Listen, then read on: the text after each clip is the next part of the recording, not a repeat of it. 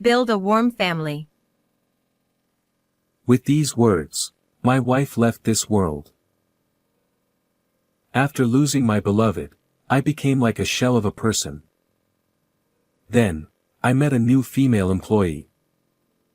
Her mannerisms reminded me of my wife, and the gaping hole in my heart began to fill slowly.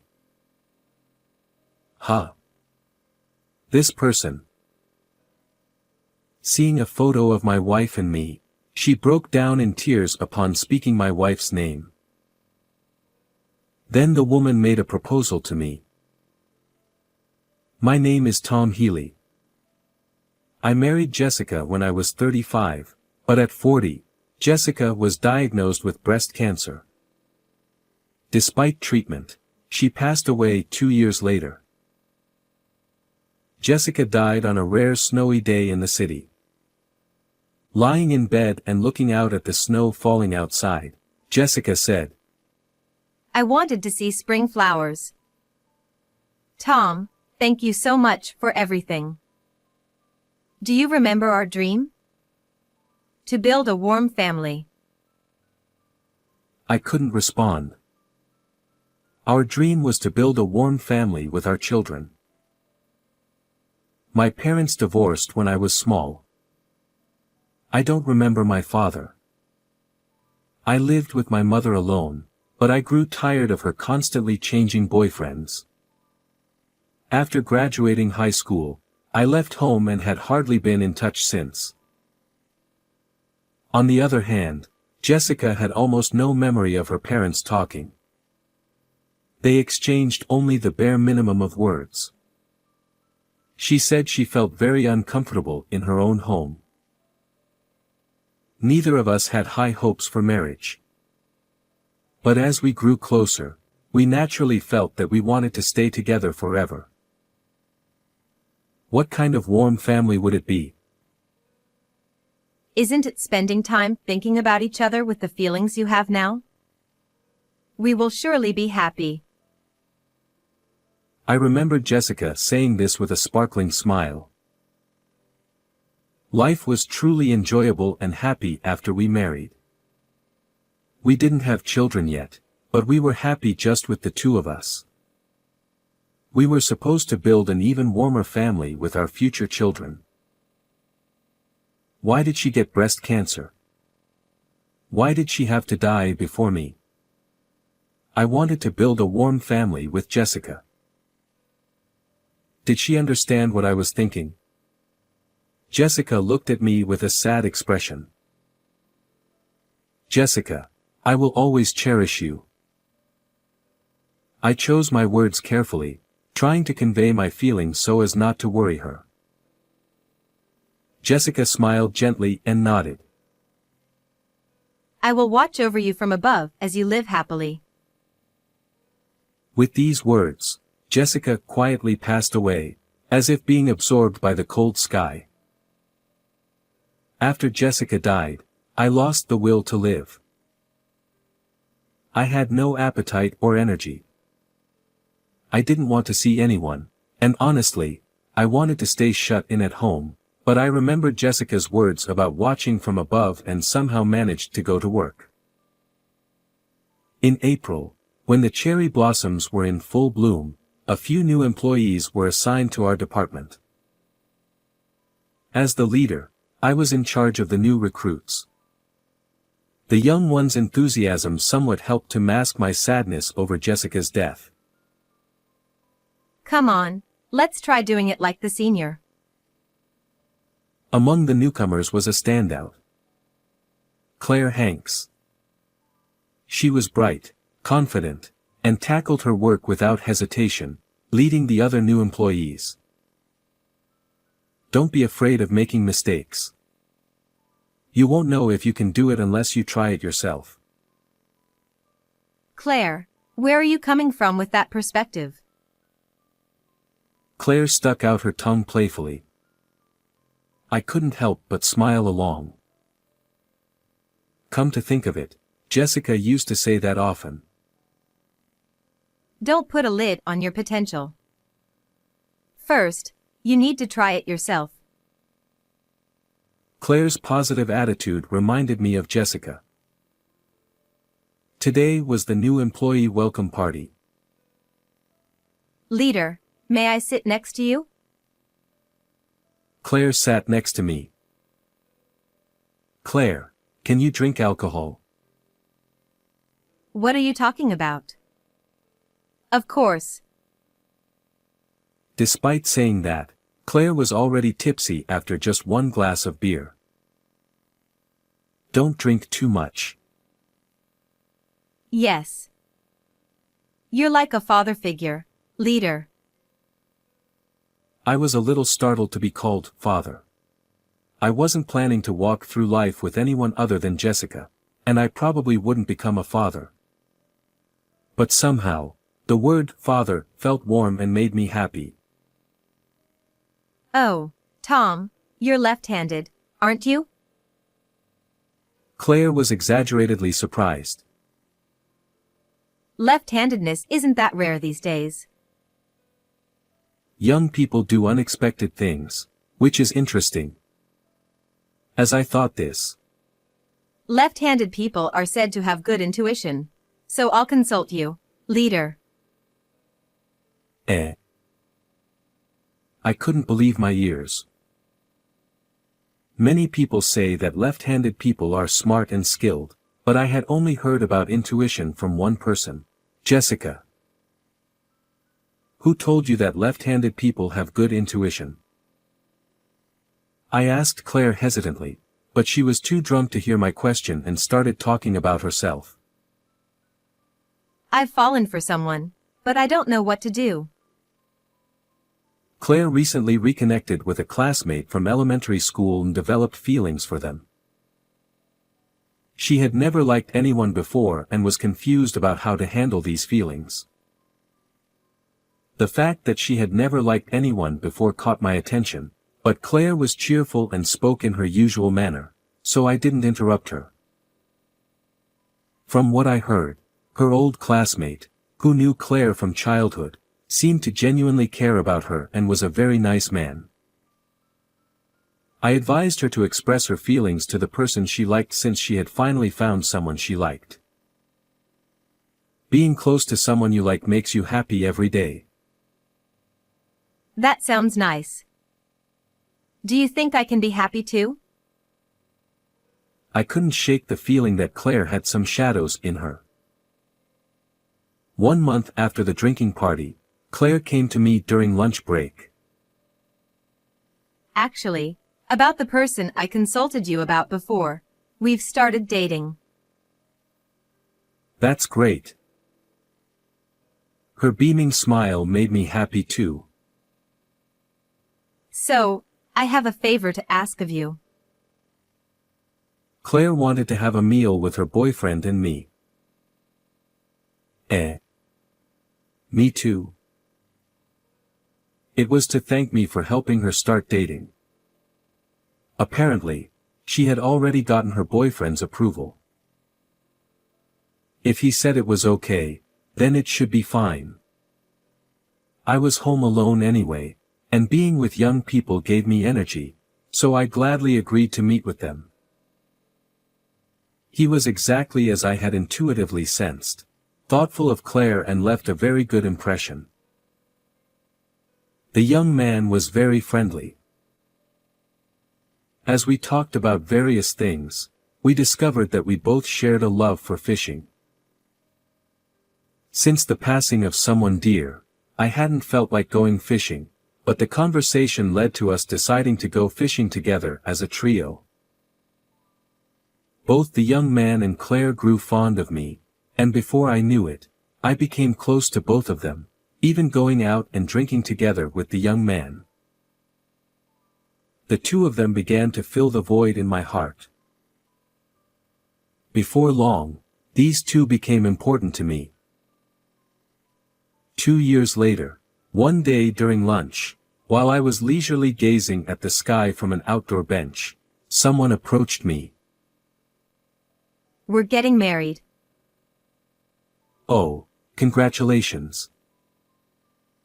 I was surprised by the sudden news, but seeing how happy Claire looked, I couldn't help but recall the sight of someone else in a wedding dress.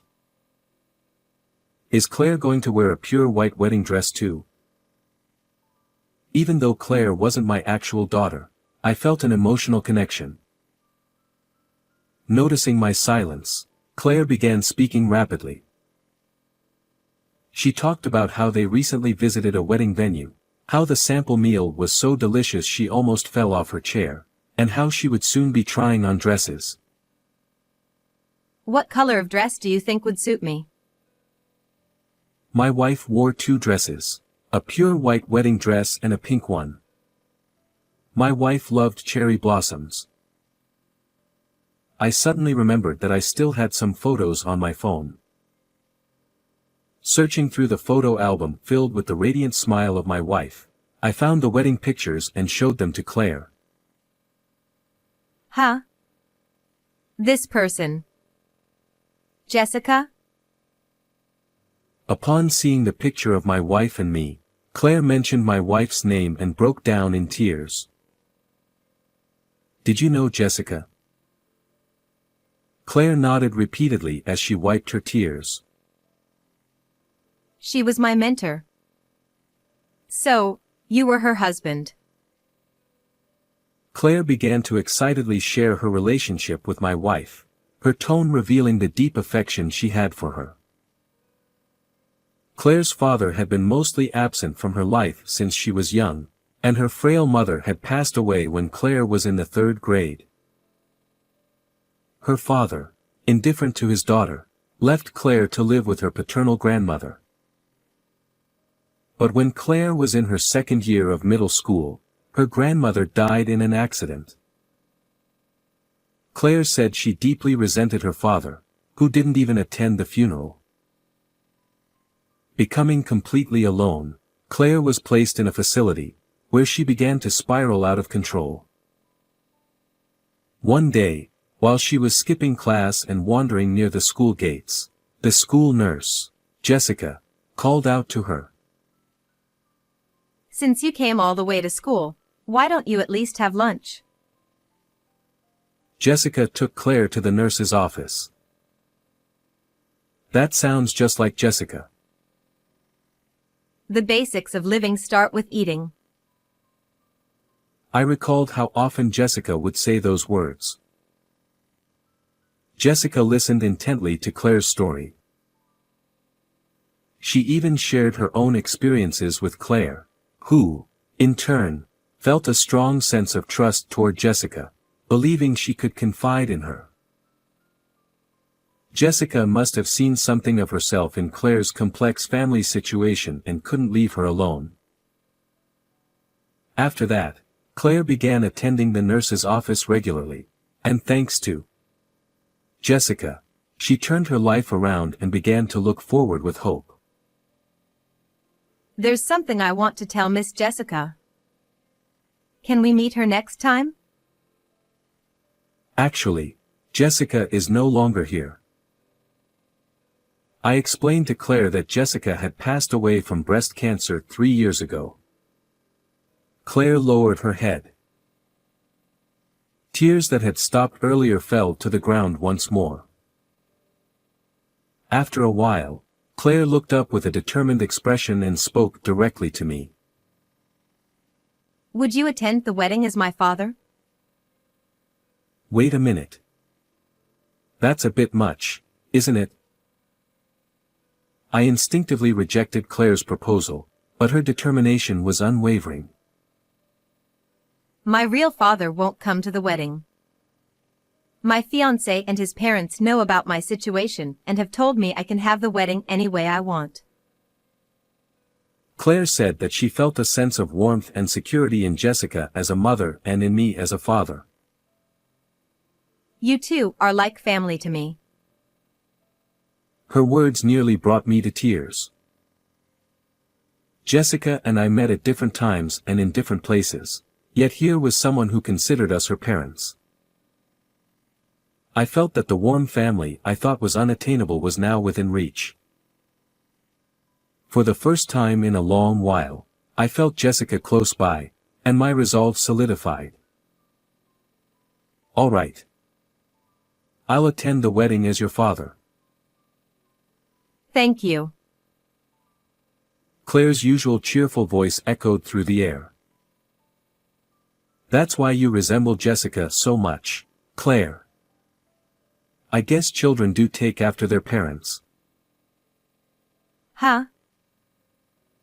Claire turned around, but I shook my head. It's nothing, I said with a smile. On the day of the wedding, I found myself dressed in a morning coat I never thought I would wear, and my nerves quickly heightened. His parents seemed to have heard about me from the couple and accepted me without hesitation. Please take care of her for a long time. Hearing those words from his parents, I felt genuinely relieved that Claire had married such a wonderful person. Dad. Claire's words made me turn around. Wearing a pure white wedding dress, she looked at me with a shy smile. You look absolutely stunning. Tears welled up in my eyes. Dad, I'm counting on you today. Claire's radiant smile overlapped with Jessica's. During the ceremony, watching Claire so full of happiness, I felt as if I were in a dream. The newlyweds were too busy to enjoy the delicious-looking food. Claire will probably lament later about how she couldn't eat. I thought as I watched them with a smile. Then, after the outfit change, they reappeared. The doors opened to the sound of sparkling music. Oh.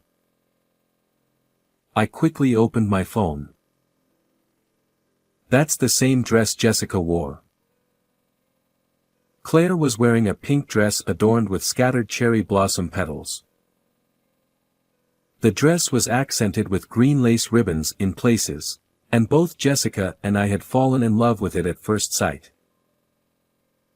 There was no doubt. Tears streamed down my face, blurring my view of Claire in her beautiful dress. Claire looked at me and smiled warmly. As the ceremony neared its end, the host spoke. Next, the bride would like to express her gratitude to everyone. The room dimmed. Thank you so much for gathering here today to celebrate with us. In her usual bright and clear voice, Claire began to speak, looking directly at each person in the room. After expressing her gratitude to her friends, her partner, and his parents, she finally looked straight at me and began to speak. My mother passed away when I was very young, and my father disappeared. The grandmother who raised me is also no longer with us. When I had lost hope in life, it was a school nurse in middle school who saved me. She was the wife of Tom, who is here today as my father. Claire spoke slowly, sharing how much Jessica had helped her, how she felt a mother's love from Jessica, and how she had lived her life wanting to be like her. And Tom, who is here as my father today, is my boss at work. Without knowing that he was Jessica's husband, Claire mentioned that she felt a sense of familiarity with me and that she had grown close to me and even treated me like her real father. Dad, how do I look in my dress? Claire asked me. The staff handed me a microphone. You look absolutely beautiful. I'm sure Jessica is very happy too. Jessica passed away in February when it was snowing. She loved cherry blossoms, and she was very sad that she wouldn't see them bloom again. Claire, I hope you and your husband will celebrate many springs together. I'm sure your real parents would wish the same. Holding back tears, I conveyed my message as best as I could. Claire broke down in tears. I felt bad, considering how perfectly her makeup had been done. But I wanted Claire to understand that she was here because of her real parents. I wanted her to realize this at such a significant moment in her life. After a while, Claire lifted her head, looked at me, and nodded firmly. Even though I am who I am, I will do my best to be someone you can continue to think of as a father. Please take care of me, Claire. In response to my words, Claire smiled and waved both her hands. And so, the wedding, filled with happiness, came to a close. A year later, Claire gave birth to a baby girl. Claire sends me photos of the baby every day. This is how life continues. It's a blessing. Meeting Claire, who sees me and Jessica as her parents, allowed me to fulfill the promise I made to Jessica. This is what a warm family is. Blood ties don't matter. It's the love, the desire to cherish each other, and the wish to walk together that envelopes everyone and creates a warm family. Of course, Jessica is part of that too. Feeling Jessica watching over us from above, I cherish this happiness as I continue to live. I looked up at the sky and made that vow. How did you enjoy this story? Don't forget to subscribe to the channel. See you in the next video.